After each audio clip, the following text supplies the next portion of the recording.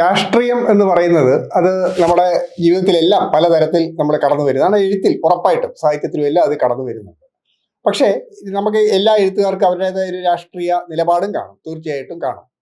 പക്ഷെ ആ രാഷ്ട്രീയ നിലപാട് എന്ന് പറഞ്ഞാൽ അത് വെച്ചിട്ടല്ല ഒരാളുടെ സാഹിത്യം അളക്കേണ്ടത് എന്നുള്ള ദൃഢവിശ്വാസം പുലർത്തുന്ന ഒരാളാണ്.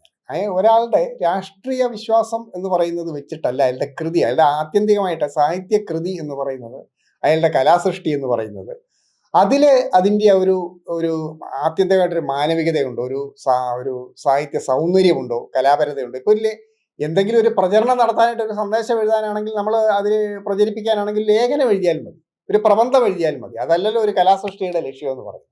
അപ്പൊ നമ്മൾ സാഹിത്യം അല്ലെങ്കിൽ കല എന്ന് പറയുന്നത് അത് അതിൻ്റെ ഒരു സൗന്ദര്യം അത് തീർച്ചയായിട്ടും ആവിഷ്കരിക്കണം.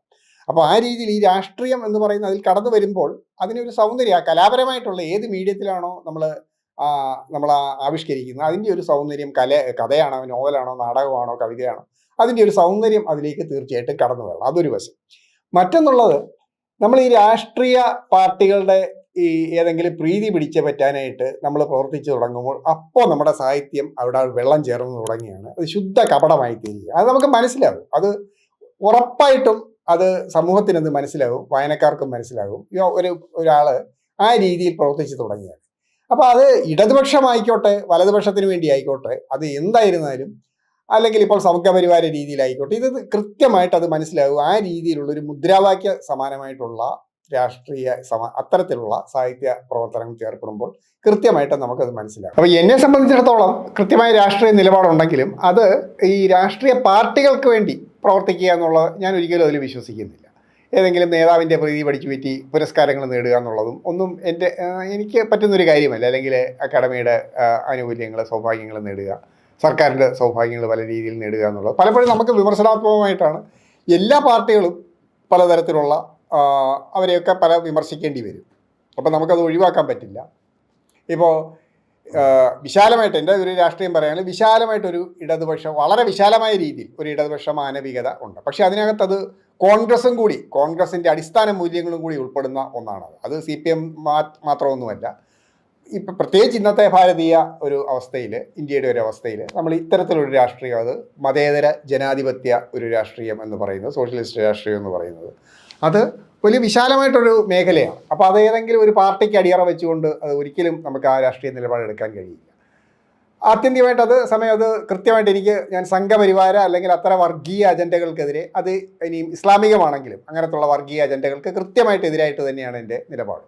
അപ്പോൾ ആ രീതിയിലുള്ളൊരു വിശാലമായ രാഷ്ട്രീയം. പക്ഷേ അത് വെച്ചുകൊണ്ട് ഞാൻ അങ്ങനെ മുദ്രാവാക്യം വെച്ച് കൃത്യമായിട്ട് മുദ്രാവാക്യം സന്നിവേശിപ്പിച്ച് കഥ എഴുതുക, നോവൽ എഴുതുക, അങ്ങനെ പുരസ്കാരങ്ങൾ നേടുക എന്നൊക്കെ പറയുന്നത് ചിന്തിക്കാൻ പറ്റാത്ത കാര്യമാണ്. അത് ഇലക്ഷന് പോയിട്ട് പ്രചരണം നടത്തുക, ചിലരുടെ വ്യക്തിപരമായ അവർക്ക് അങ്ങനെ ആയിരിക്കാം, ഇപ്പോൾ ഇലക്ഷന് പോയി പ്രചരണം നടത്തുക എന്നുള്ളത്. പക്ഷേ ആ ഇലക്ഷന് പ്രചരണം നടത്തി അതിൽ കൂടി ഇവരൊക്കെ പല ആനുകൂല്യങ്ങളും നേടുന്നതായിട്ട് നമ്മൾ കാണുന്നുണ്ട്. അത് യാതൊരു തരത്തിലും ഈ സർക്കാരൊക്കെ പലതരത്തിലുള്ള അങ്ങേയറ്റം നികൃഷ്ടമായിട്ടുള്ള തീരുമാനങ്ങൾ എടുക്കുമ്പോഴും ഓരോ പോളിസികൾ നടപ്പിലാക്കുമ്പോഴും ഒരു വിമർശനവും അവരുടെ ഭാഗത്തു നിന്നും ഉണ്ടാകാതിരിക്കുക.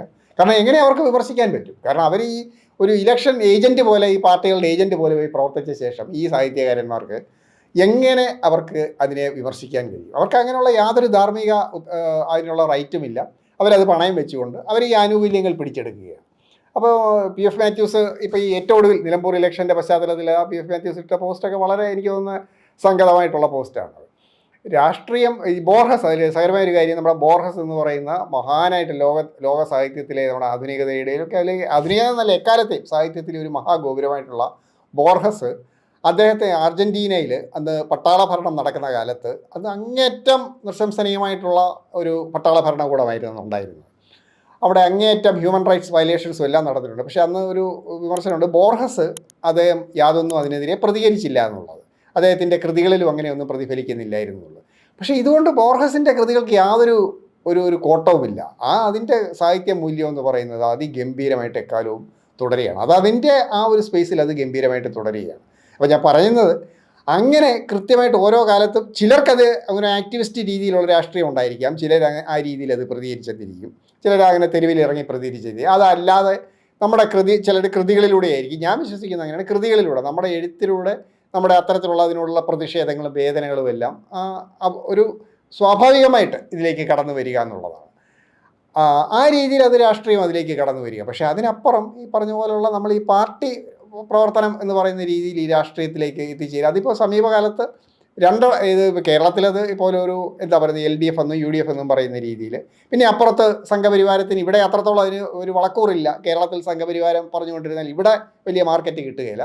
അതേസമയം ദേശീയ തലത്തിൽ സംഘപരിവാരത്തിൽ നിന്ന് ധാരാളം ആനുകൂല്യങ്ങൾ അവിടെ കിട്ടും. അപ്പോൾ ആ രീതിയിൽ കുറേ പേര് ആ വഴി അങ്ങനെ പോകുന്നവരുണ്ട്. അപ്പോൾ ഈ രീതിയിലുള്ള ഈ സാഹിത്യത്തെ അങ്ങേയറ്റം വിഭാഗീയമാക്കി മാറ്റിക്കൊണ്ട് ഉള്ള ഒരു വല്ലാത്ത സംസ്കാരമാണ്. അതിനോടൊട്ടും എനിക്ക് ഏതായാലും യോജിപ്പില്ല. ആനുകൂല്യങ്ങൾ കിട്ടുക എന്നുള്ളതല്ല നമ്മുടെ വിഷയം. നമ്മുടെ നട്ടലോടെ നമ്മുടെ സാഹിത്യം അല്ലെങ്കിൽ കല ആവിഷ്കരിക്കുക എന്നുള്ളതാണ് നമ്മുടെ വിഷയം.